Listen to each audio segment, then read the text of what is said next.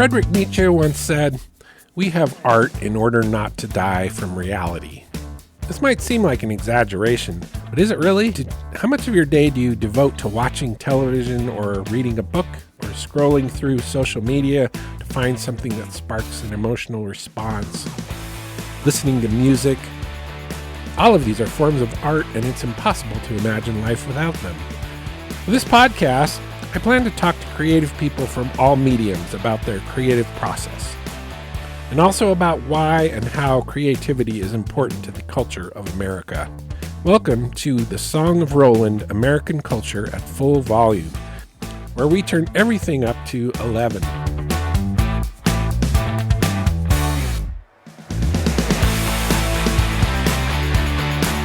And while we lived in Montana, Billy read tons and tons about Native American history. He was really well read on the subject. And we talked a lot about the lack of visibility. Like, we lived there for 13 years, which I know isn't that long, but in the 13 years we were there, it was like, how come, there aren't Native American bands coming through our little town and playing the dance? Like, why are there's just nothing really in pop culture. We were surprised with a Native population as large as there is in the Western states, that there was not more co-mingling of musicians.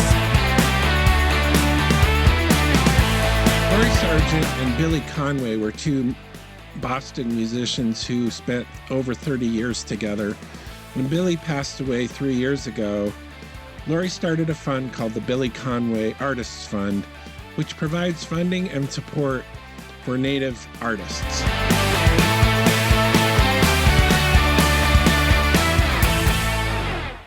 Talk about when you guys met and whether there was an immediate connection, or did it grow over time, or what was that like? Well, when we met, we were both in bands in Boston, and it was at a time, I can't remember if this is when you were there, but it was in the 80s. And Boston, the music scene in Boston was magical. It was like nothing else. And so, there were a lot of venues with great music 7 nights a week, and commercial radio actually played local bands in regular rotation, before they, relegated it to 1 hour Sunday morning, and then didn't play local music at all, and the big radio stations. And there were like giant buildings that were just rehearsal buildings, like old decrepit buildings with like 60 bands practicing at once. And all of those bands knew each other. So we all knew each other. It was like one big sort of musical family that also competed against each other in a way. Right. But, so I had met Billy, and, I had found him interesting to chat with, and he was extremely easy on the eyes. But we were both in relationships, but eventually, kind of like, the more I talked to him, I kind of started developing a crush. And crushes are funny because you can, we both were sort of at the end of long-term relationships, and you try to do the right thing and damp the crush down, but I feel like some fires are meant to burn, and that's what happened with us. We just noticing, like, people are like finding excuses to go in the house. Like, all my friends are finding excuses to go in the house.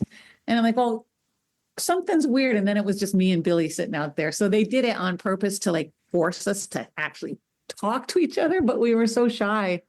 We didn't say anything, And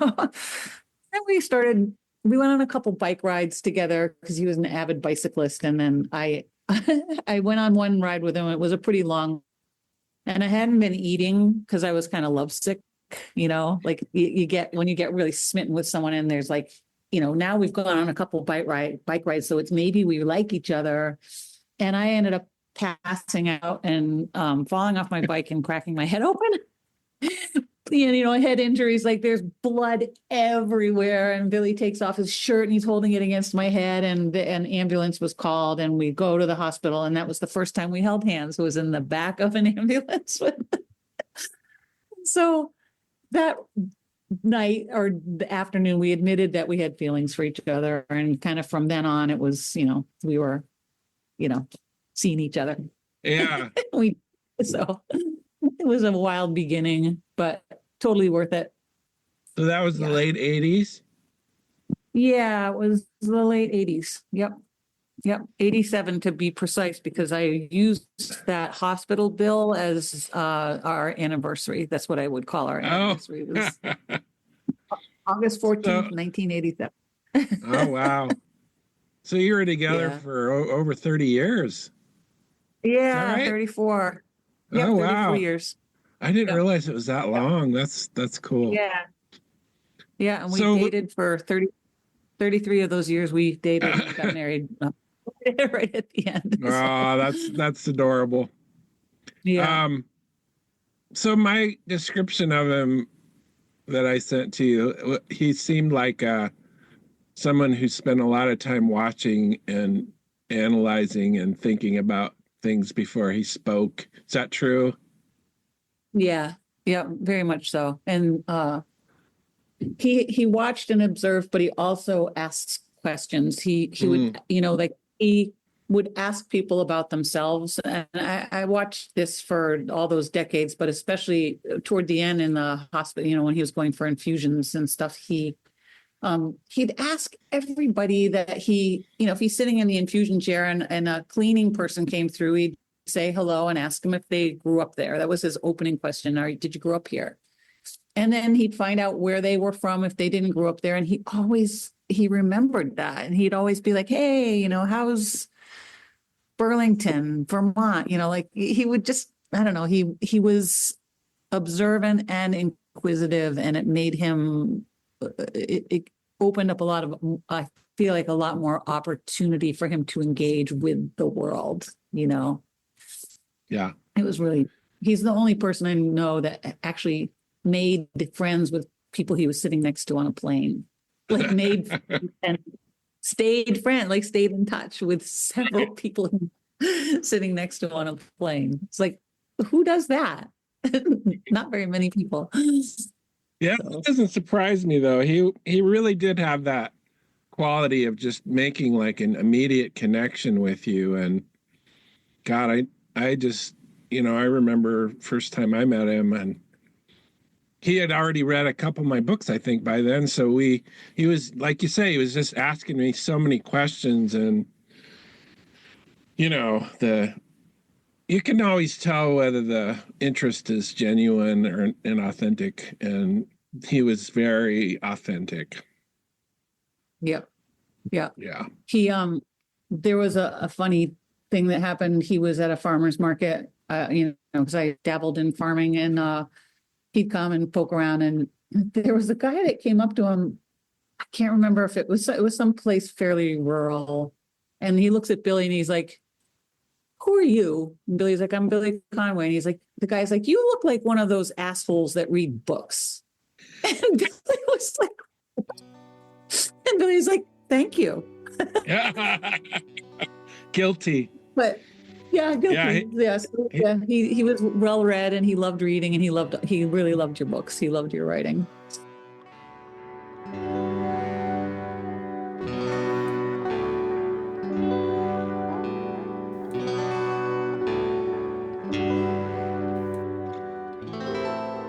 So was he in Morphine when you met him? No, he was in a band called Treat later. Her Right. Yeah. Okay. Morphine was after Treat Her Right. So Treat Her Right was a 4-piece band in Boston. They were pretty successful, weren't they? They were, yeah. They had they did some touring, and they had a deal with Warner Brothers. And so Mark Sandman played guitar or low guitar in that band, and went on to start Morphine after Treat Her Right broke up. Oh, okay. Right was a great. Yeah. And how long was Morphine together? Well, Mark Sandman died in 99. I'm going to say they Oh, were together, let's see, 80, 89, probably 9 years, maybe. okay.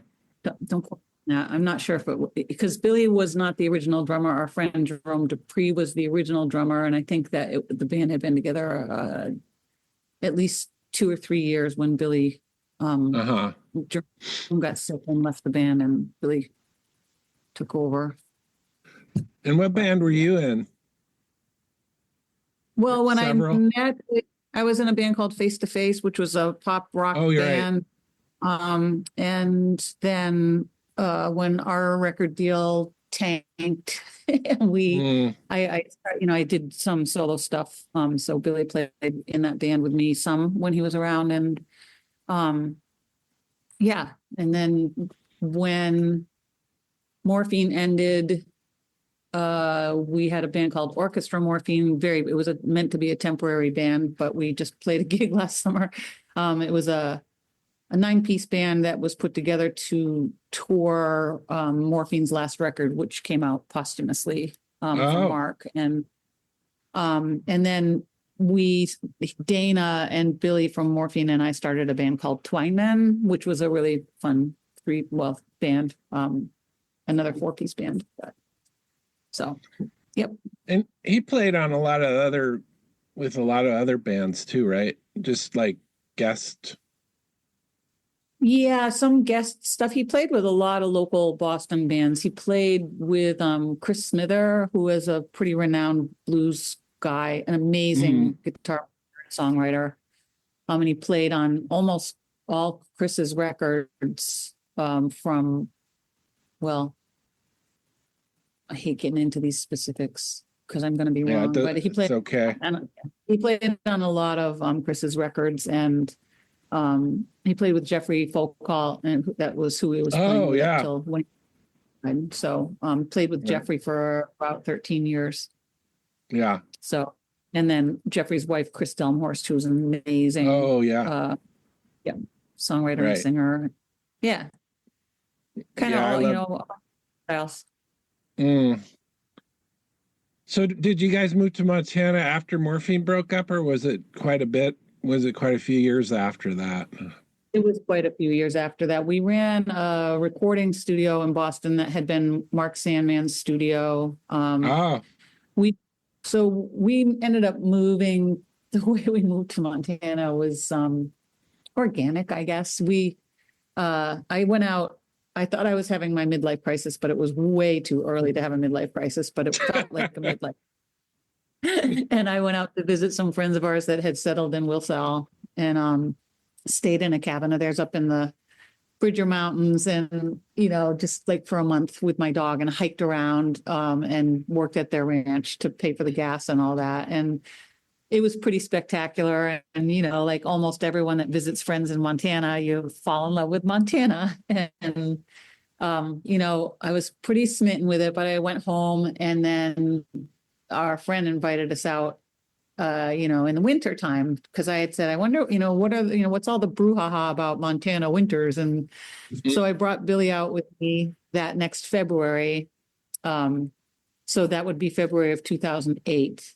And he was like, I can't believe you ever came home. Why did you even leave here? And we thought the February winter would be really harsh, but it was that sort of apology season where I call it the apology. It's like the weather can be total shite and you hate it and it's awful. And then all of a sudden it's the most amazing weather. It's like, I'm sorry, and it's like shake that you forget about the shite weather and you're like, wow. And it was like that. The whole 2 weeks we were there, it was like, short sleeves, sitting on our friend's deck, drinking margaritas in February, so we moved out there the next fall, the fall. Well, I moved out there. I actually arrived there. This is an infamous date, November 8th, 2008. So it was election day. And then Billy moved out a few months after that. He got stuck staying at home and getting things done. So, yeah. And then when was the fire? That was some house sitters, right? The fire, yeah, that was in 2014.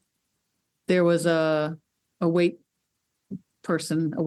at the cafe, our town cafe, where Billy had lunch every day, and she was really sweet. And she and her family were having a hard time, and we were trying to house sit for our friends that we had gone out there to, that drew us out there. They had both unfortunately passed away. Tragically, we lost both of them, and so we were helping out with their house. So we were like, okay, we'll house sit at this house for a year, and you guys can stay in our house for a year. And then something went awry, and the house burned down. Yeah. So that was an experience that you never think is going to happen to you. Yeah. But no one was hurt, and so that's you concentrate on the good things when bad things happen to you. Yeah. Plus, you had the other place to stay while you rebuilt the house. Yeah, we did. We rebuilt the house. The house burning down is like like I said, I used this term before, but it's like shaking your Etch-a-Sketch. It's like you lose everything.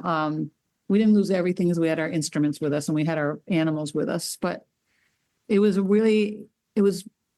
what I learned from it. I learned after the insurance guy came out and he handed me one slip of paper with like 25 lines on it and said, list the things you lost.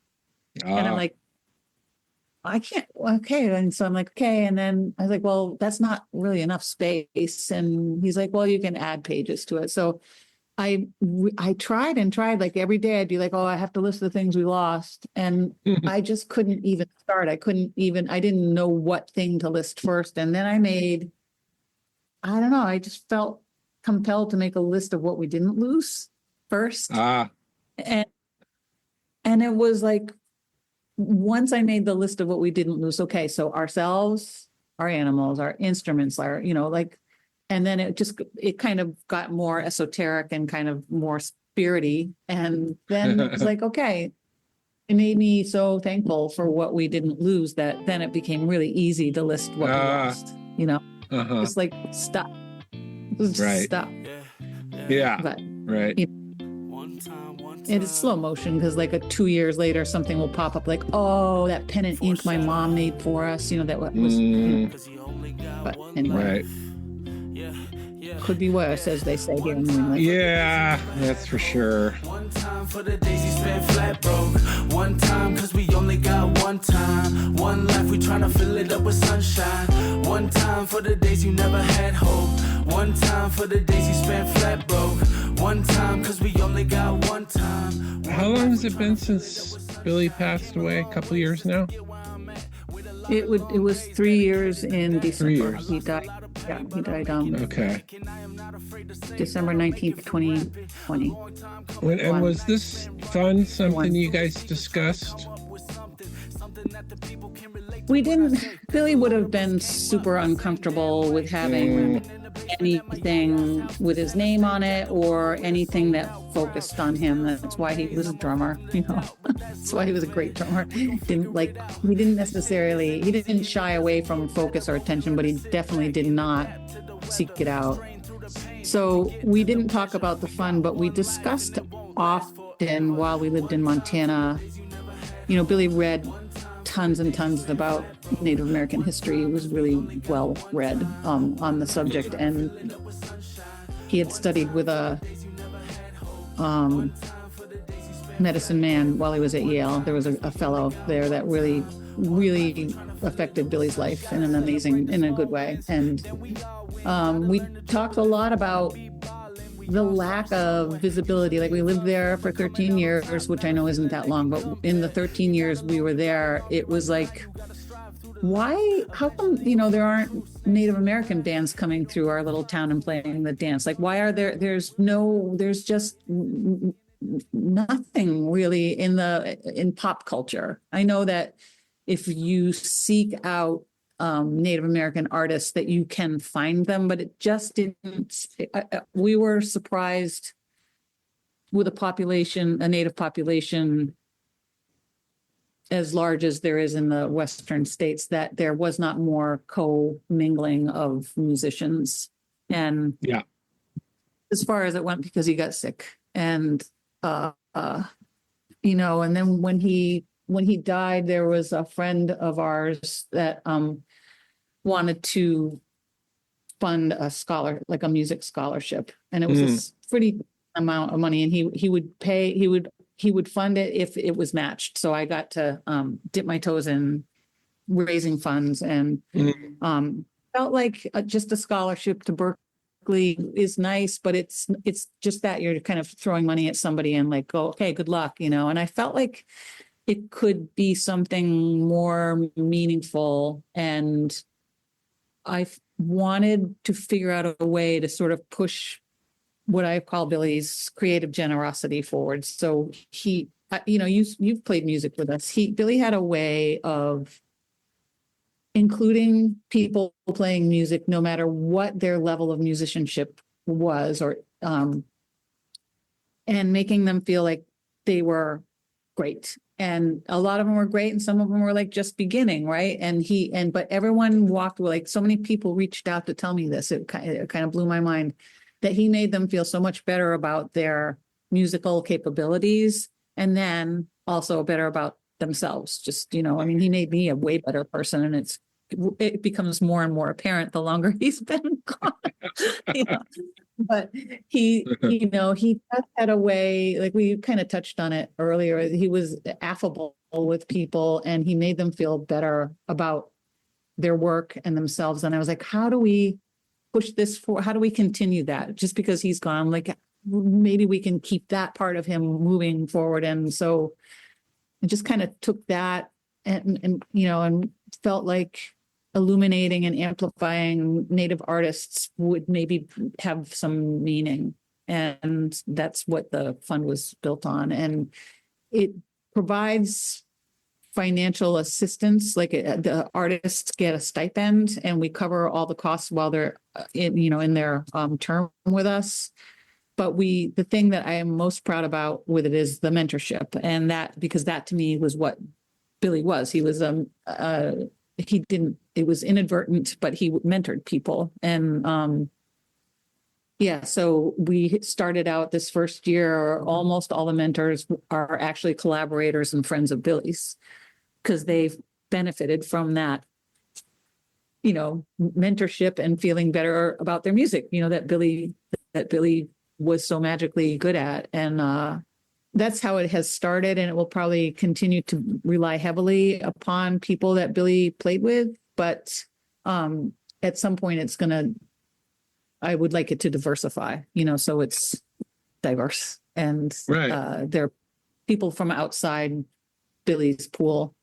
In fact, with this first artist, you know, when we started getting applications for the grant, there were a surprising number of hip hop artists, and that was not in our wheelhouse. You know, we had maybe 2 friends that had anything to do with creating hip hop music. And so I was like, ooh, this is going to be interesting, finding someone to produce.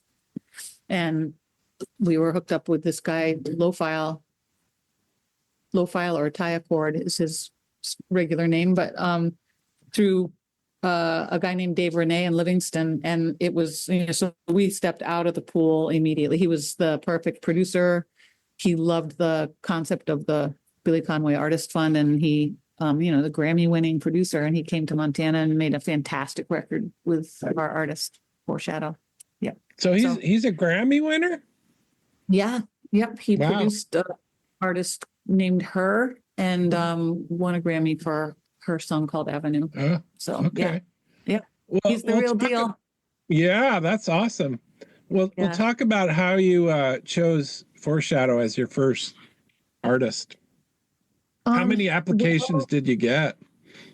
We got 8, so not many, but I was glad we got any, because it's you know, it's a person that the Native community doesn't know. They don't know me, they don't know Billy, you know, and it's like, okay, I've got this idea, you know.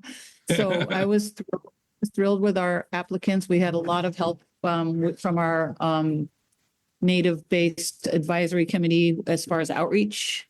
And Shadow was chosen, his talent was readily apparent, but a lot of them had talent. A lot of them were very talented. But Shadow's stated goal was to succeed for his community so that he could uplift his community. And we were all really blown away by that because he is a mentor already himself. And so Shadow is a mentor in his community, teaches recording and videography to young people. And we just felt like we're funding one person at a time. But this particular person, the ripples that he's going to make when he plops into the pond are going to really go far because he touches so many young people already, his work. And so we chose him, and it's really interesting because Russell, he reminds me so much of Billy.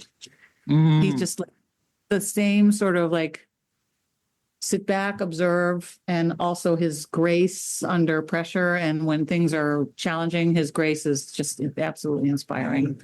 So he's Blackfeet, right? Yes, but he's Blackfeet Salish. Where are you guys in the process? And the album's done? It's recorded? The album is done. Yep. The album was recorded at a fantastic new studio, Paradise Valley Sound in Paradise Valley. Beautiful spot. Yeah. Oh, so great. And they finished that up in last September, and we released his first single, which was a great song. It's the title track to the Bring Them Home documentary. Which is doing festivals right now. It's a fantastic film. And they allowed him to use some footage from their film. And that was released in January and late December. And then we just released the second single called Sunshine on February 24th. And it's a amazing song. So the whole album gets released on March 18th. Gets released on March 18th. And we're doing his sort of final shows on March 28th at the Top Hat in Missoula, and March 30th, 2 shows at the Shane Center in Livingston. One is a Pay What You Can matinee at 1 p.m. and then a evening show at 7 p.m.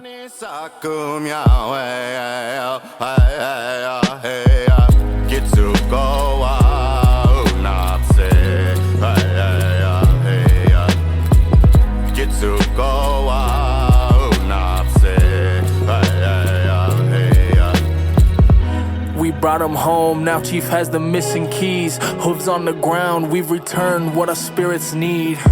They run the plains, we feel the breeze. Overcome the pain, we heal when we see them freed. We won the battle, but still had to. I'm also extremely excited and grateful that he got a slot on the main stage at Red Ants Pants this summer. So awesome. That's great. It's fantastic. We're really excited. Yeah. So that's a big deal.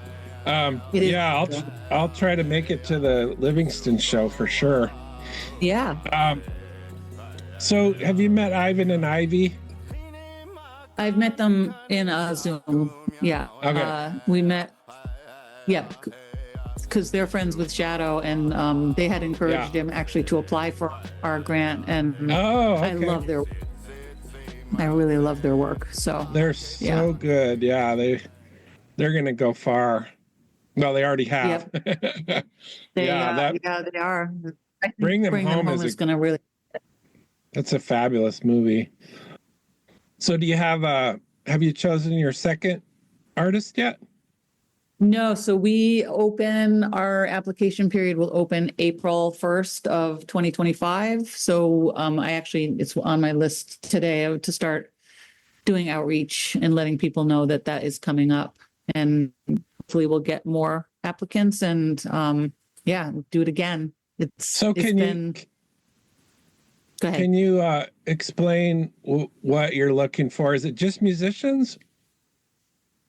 It is going to be musicians again this term and probably for one more term. And then we had initially, it was going to be open to literary artists and visual artists also, but it's a big, heavy lift. And I want to get the musician portion running really smoothly. And then after that, the other two will feel easy. I mean, it's a really different way to support, say, literary writers than it is musicians, because so much of writing is solitude and getting it done. And so it's not really the same, it's not the same structure as far as covering expenses for this and that. It would be maybe more like sending someone to a writing retreat, but not so much, and unless they were going to self-publish books, it would just be a whole,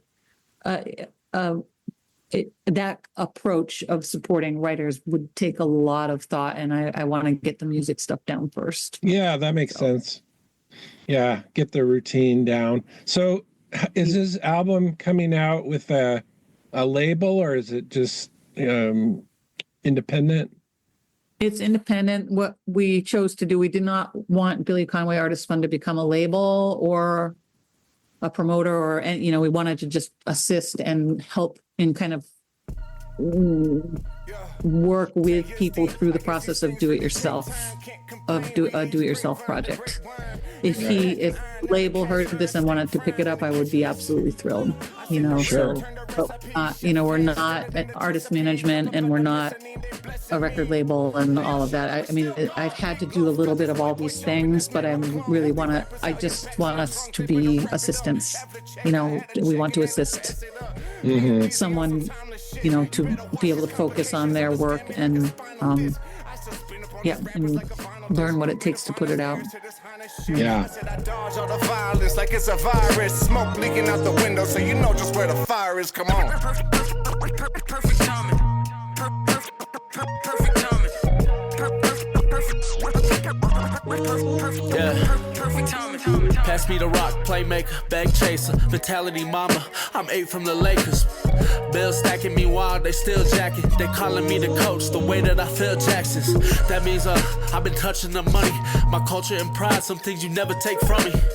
I feel guilty to be this blessed. So what about you? Is this pretty much taking up all your time now? Or have you found time to do any of your own music?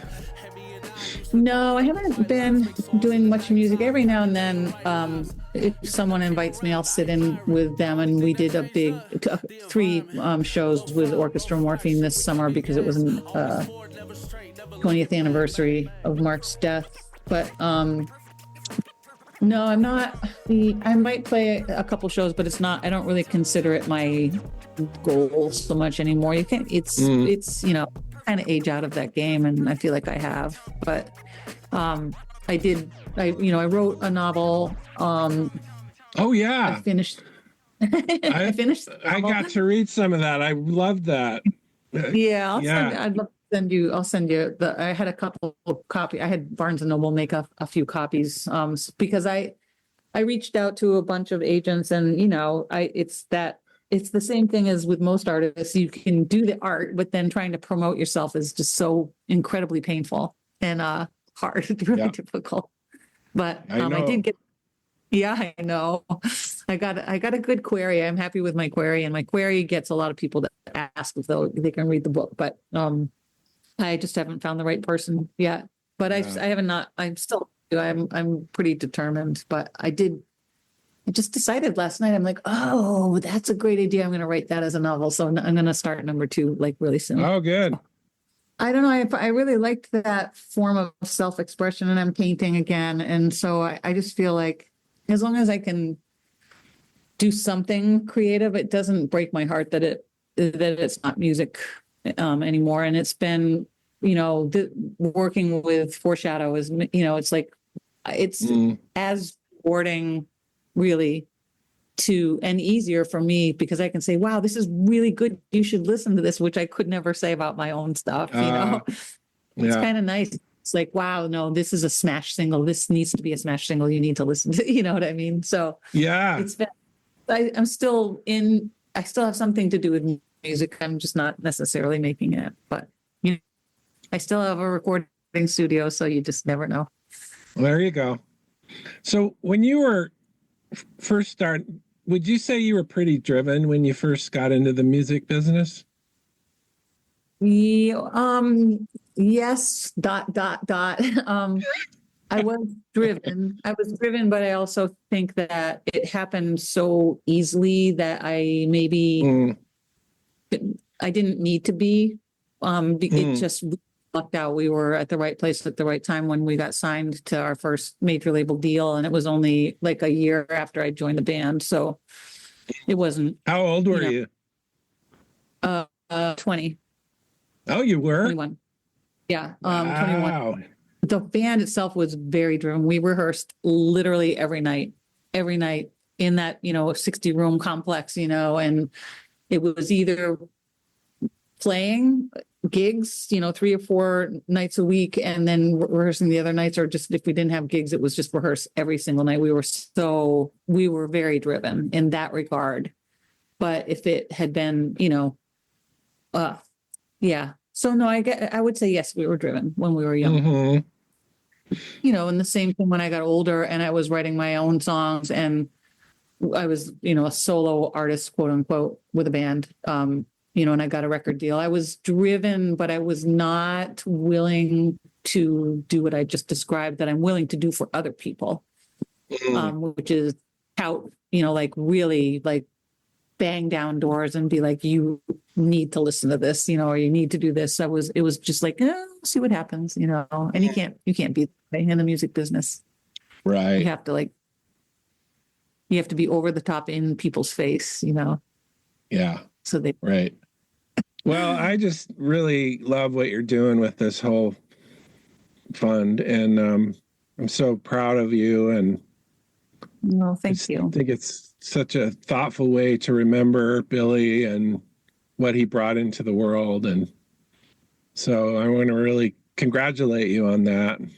Well, thank you so much. I really feel like, in the big picture, when I, envision living out there in the sort of dearth of Native musicians, I just feel like a lot of people believe that, they're threatened by diversity, when I really feel like communities can be enriched by their differences, rather than divided by their differences. And that's just kind of another tenor that I want to be part of the Artist Fund, is celebrating diversity and trying to kind of cross-pollinate communities. We have a lot to offer each other artistically. And I feel like, I think it's a good way to spend my day trying to push that. Well, and shining a light on Native culture is so important. I'm sure you noticed this too, but when I moved back here, I was gone for 25 years when I came back to Montana, and I was really shocked at how bad the racism toward Natives still was when I came back. I guess I kind of assumed, since I was living in some more progressive places in the meantime, I did kind of assume that Montana would have progressed a little bit more as far as their attitudes, but oh my God. So yeah, I just applaud you for that. Anything else you want to add, or? No, I want to add that, no. They say no, and then I'm like, I'm really proud of you for doing this podcast. I'm really excited for you. It's a great, new endeavor on top of all your other great endeavors. And you're very inspiring as a writer to me also. Thank you. I loved it. Every book, I read every book except this new one, and now I want to read one. So nice. Well, that's nice to hear. Thank you so much, Laurie. All right. Have a good rest of your day out there. You too.